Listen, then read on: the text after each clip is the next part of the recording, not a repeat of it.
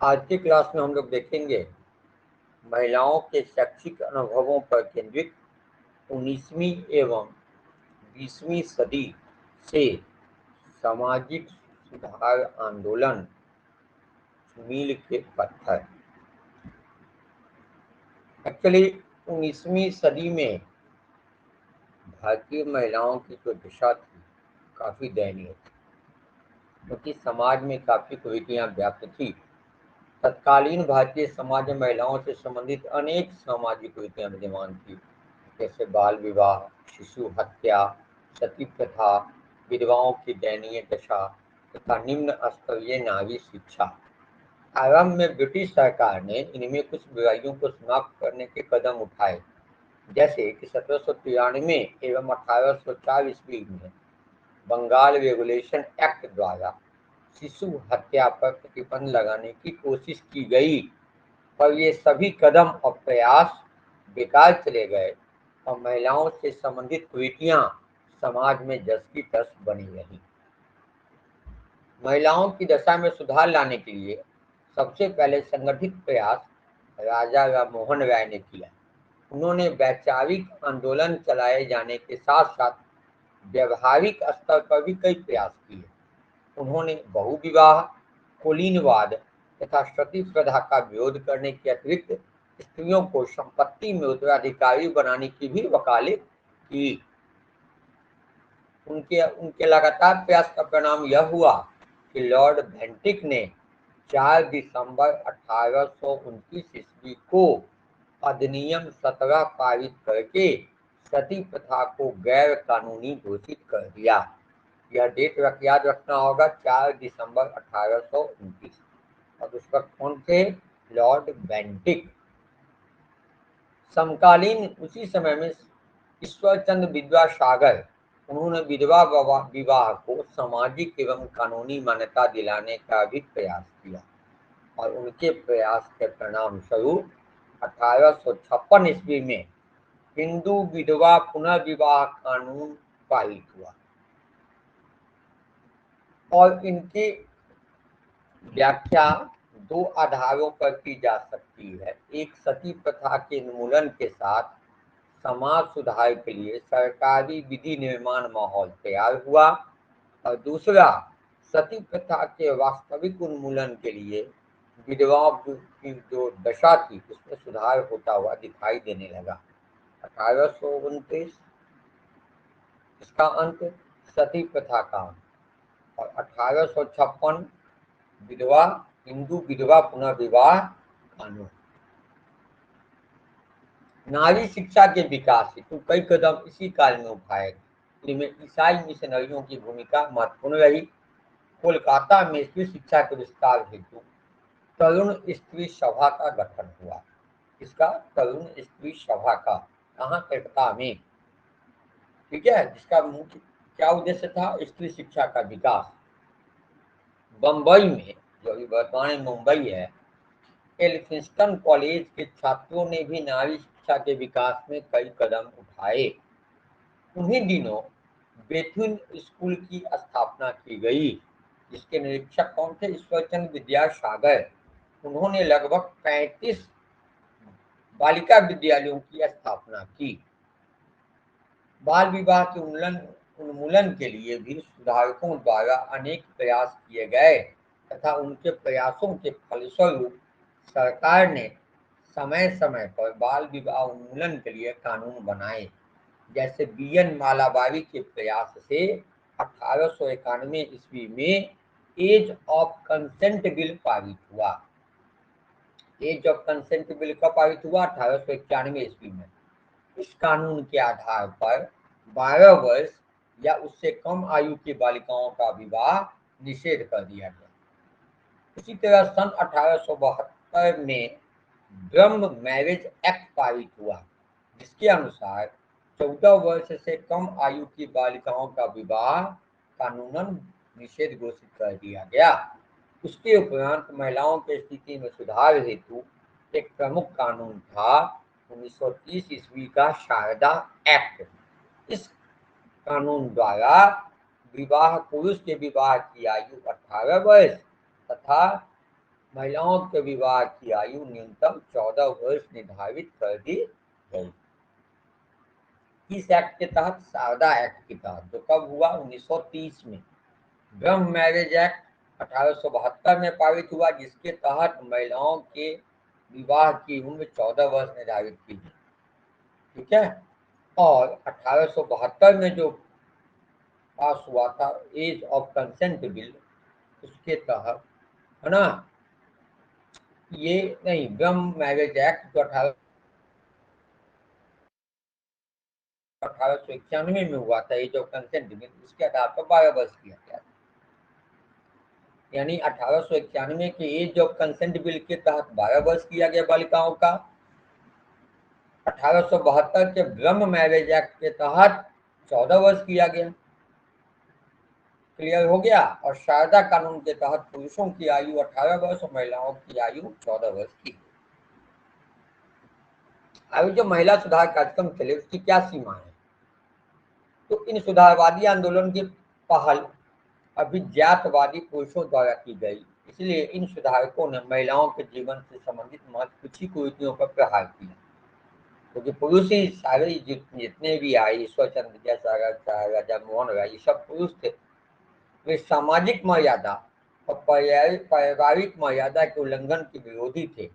अर्थात वे स्त्रियों की दशा में सुधार के पक्ष में थे, किंतु स्त्री स्वाधीनता के पक्षधर नहीं थे। समाज सुधार की प्रक्रिया एक औपनिवेशिक शासन के अंतर्गत चल रही थी, अतः इसकी अपनी सीमाएं थी। विभिन्न धर्मों से संबंधित सुधार संस्थाएं विभिन्न प्रकार की महिलाओं की दिशा का अवलोकन कर रही थी, अर्थात वे अपने संप्रदाय से बढ़कर इस समस्या पर विचार कर। जैसे पता ही है कि हिंदू विवाह में विवाह एक धार्मिक समझौता माना जाता है कि धर्म के आधार पर उनमें जो है पानी ग्रहण संस्कार होता है, जबकि मुस्लिम धर्म में एक सामाजिक समझौता माना जाता है, सोशल कॉन्ट्रैक्ट माना जाता है विवाह। सबकी अपनी अपनी मान्यताएं थी। कुल मिलाकर किसी भी संस्था ने धर्म संप्रदाय वर्ग से ऊपर उठकर यूनिवर्सल रूप में महिलाओं की दशाओं के संबंध में विचार नहीं किया। स्वतंत्रता के बाद भी महिलाओं से संबंधित समस्याएं धर्म एवं संप्रदाय की सीमाओं में बंधकर रह गई और हमारी संवैधानिक घोषणा के बावजूद एक समान आचार संहिता जो यूनिफॉर्म सिविल कोड है, उसका देख ही रहे हैं कि अभी तक उस पर बवाल होता आ रहा है। इस प्रकार यह कहा जा सकता है कि 19वीं शताब्दी में महिलाओं की स्थिति में सुधार के लिए निरंतर प्रयास किए जाते रहे, लेकिन इसके साथ ही हमें यह भी स्वीकार करना पड़ेगा कि सुधार कुछ क्षेत्रों तक ही सीमित रहा। ठीक है। और इस कुरीतियों की जो व्यापकता थी, उसको रोकने के लिए कोई बहुत कारगर कानून नहीं बने। हो गया।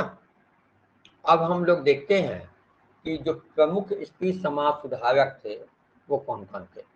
पंडित रमाबाई। पंडित रमाबाई का योगदान स्त्री शिक्षा तथा महिला अधिकारों के प्रति लोगों में जागरूकता लाने के लिए किया जाता है। ठीक है। और पहली बार विधवाओं की शिक्षा के लिए इन्होंने प्रयास किया था, पंडित रमाबाई, जो विधवा को भी शिक्षित किया जाए इसके पक्षधर थे। दूसरा है बहिन सुब्बा लक्ष्मी। बहिन सुब्बा लक्ष्मी मद्रास प्रेसिडेंसी की प्रथम हिंदू विधवा थी, जिन्होंने स्नातक स्तर पर शिक्षा ग्रहण की। विधवा थी लेकिन स्नातक तक, ग्रेजुएशन तक की डिग्री हासिल की। इन्होंने बाल विधवाओं के कल्याण के लिए उच्च स्तरीय प्रयास किए। इन्होंने बाल विधवाओं के लिए विधवा गृहों, महिला विद्यालयों और अध्यापिका प्रशिक्षण संस्थान की स्थापना की। इन्होंने 18 वर्ष तक की आयु की बाल विधवाओं के लिए आइस हाउस तथा वयस्क विधवाओं के लिए शारदा विद्यालय नामक एक हाई स्कूल की स्थापना की। जो विधवा 18 वर्ष तक की आयु की है उसके लिए आइस हाउस तथा जो 18 से ऊपर की है उनके लिए शारदा विद्यालय नामक हाई स्कूल की स्थापना की। किसने? बहिन सुब्बा लक्ष्मी ने। सुब्बा लक्ष्मी भारतीय महिला संघ, वोमेन्स इंडिया एसोसिएशन और भारतीय महिला सम्मेलन, all India women's corporation conference के साथ भी घनिष्ठ रूप से जुड़ी थी। उन्होंने बाल विवाह निषेध संबंधी कानून के समर्थन में महत्वपूर्ण कार्य किया। अब आते हैं गंगाबाई। गंगाबाई को महारानी तपस्विनी के नाम से भी जाना जाता है। ये दक्षिण भारतीय महिला थी जो हिंदू धार्मिक एवं नैतिक सिद्धांतों के अनुरूप महिला शिक्षा का प्रचार प्रसार करने के उद्देश्य से कलकत्ता में आकर बस गई थी। उनका विश्वास था कि हिंदू समाज को उसके अंदर से पुनर्जीवित किया जाना चाहिए और इसके लिए नारी शिक्षा आवश्यक है। इन्होंने 1893 ईस्वी में कलकत्ता में महाकाली पाठशाला की स्थापना की। कब? 1893 में। किस पाठशाला की? महाकाली पाठशाला की। इस पाठशाला की अनेक शाखाएं थी। इनके इस प्रयास को महिला शिक्षा को विकसित करने का विशुद्ध भारतीय प्रयास कहा जाता है। ईश्वरचंद्र विद्यासागर के बारे में हम लोग देखे हैं। बंगाल में सामाजिक चेतना लाने में इनका महत्वपूर्ण योगदान है। ये कलकत्ता में संस्कृत कॉलेज के प्राचार्य भी थे। इन्होंने गैर ब्राह्मणों को संस्कृत अध्ययन के लिए प्रोत्साहित किया और ब्राह्मण एकाधिकार को चुनौती दी कि संस्कृत में सिर्फ ब्राह्मणों का अधिकार होगा। इन्होंने सामाजिक क्षेत्र में विधवा विवाह हेतु लंबा आंदोलन चलाकर और उसे कानूनी मान्यता दिलाकर बहुत महत्वपूर्ण योगदान दिया। 1855-56 के मध्य 25 विधवाओं का पुनर्विवाह कराकर इन्होंने उस समय की सामाजिक धारा को मोड़ने का काम किया। 1855 ईस्वी में इन्होंने 984 लोगों की हस्ताक्षरित याचिका कंपनी सरकार को विधवा पुनर्विवाह अधिनियम बनाने हेतु दी और इसके फलस्वरूप लॉर्ड डलहौजी की कार्यकारिणी के सदस्यों ने अंततः 26 जुलाई 1856 ईस्वी को विधवा विवाह पुनर्विवाह अधिनियम पारित कर दिया। कौन थे इस वक्त? लॉर्ड डलहौजी। ठीक है, सती प्रथा के समय बेंटिक थे। ठीक है। अगर डीके कर्वे पूना के फर्गुसन कॉलेज के प्राध्यापक डॉक्टर डीके कर्वे महिलाओं की दशा सुधारने की दृष्टि से सर्वाधिक लंबे समय और सबसे अधिक कार्य करने वाले महानतम समाज सुधारक के रूप में जाने जाते हैं। डॉक्टर कर्वे ने विधवा पुनर्विवाह को प्रोत्साहित तो किया ही, साथ ही पुणे में अनेक महिला विद्यालयों तथा विधवा गृहों की स्थापना भी की। इन्होंने स्वयं एक विधवा ब्राह्मणी से विवाह किया तथा पूना में विधवा आश्रम की स्थापना की। 1916 में प्रथम महिला विश्वविद्यालय की स्थापना का श्रेय भी इन्हीं को जाता है। इसको? डीके कर्वे को। विष्णु शास्त्री पंडित, महाराष्ट्र के प्रसिद्ध समाज सुधारक विष्णु शास्त्री पंडित का पूरा जीवन विधवाओं के कल्याण के लिए प्रयासरत रहा। इन्होंने विधवा विवाह नामक पुस्तक का मराठी में अनुवाद भी किया। साथ ही 1850 ईस्वी में इन्होंने विधवा पुनर्विवाह सभा की स्थापना की, विडो रीमैरिज एसोसिएशन की स्थापना भी की। अगले हैं सावित्री बाई फुले। महाराष्ट्र के नए गांव में 3 जनवरी 1831 को जन्मी सावित्रीबाई फुले को भारत की सबसे पहली महिलावादी फेमिनिस्ट माना जाता है। इसको? सावित्रीबाई फुले को। क्योंकि ब्रिटिश राज में उन्होंने स्त्रियों के शिक्षा अधिकार के लिए बड़ा संघर्ष किया था। 1848 ईस्वी में वे भारत की पहली महिला शिक्षा बनी और इन्होंने अपने समाज सुधारक पति ज्योतिबा फुले के साथ मिलकर लड़कियों के लिए एक विद्यालय खोला था। पति पत्नी ने मिलकर जाति पर आधारित भेदभाव के विरुद्ध भी काम किया था, जिसके लिए इन्होंने पुणे के परंपरावादी समुदायों का प्रतिरोध झेलना पड़ा था। 1854 में सावित्रीबाई फुले ने एक विधवाश्रम स्थापित किया, जिसमें 1854 से निर्धन स्त्रियां और उन बालिका वधुओं को रखा जाने लगा जिनको उनके परिवारों ने छोड़ दिया था। सत्यशोधक समाज के कार्यकलाप में भी फुले की बड़ी भूमिका थी और इस समाज की स्थापना ज्योतिबा फुले ने वंचित निम्न जातियों को समान अधिकार दिलाने के लिए किया था। ज्योतिबा फुले की ये पत्नी थी। महाराष्ट्र में प्लेग फैलने पर रोगियों के उपचार के लिए सावित्रीबाई ने 1897 में चिकित्सालय भी खोला था। उन्होंने बाल हत्या प्रतिबंधक गृह की स्थापना भी की थी और उनके सम्मान में पुणे विश्वविद्यालय का नाम बदलकर सावित्रीबाई फुले विश्वविद्यालय का नाम कर दिया गया। जनवरी 3 को भारतीय समाज सुधारक सावित्रीबाई फुले की जयंती मनाई जाती, 3 जनवरी को। ठीक है। अब इस सामाजिक आंदोलन को हम डिटेल में क्रमवार अगले वीडियो में देखेंगे।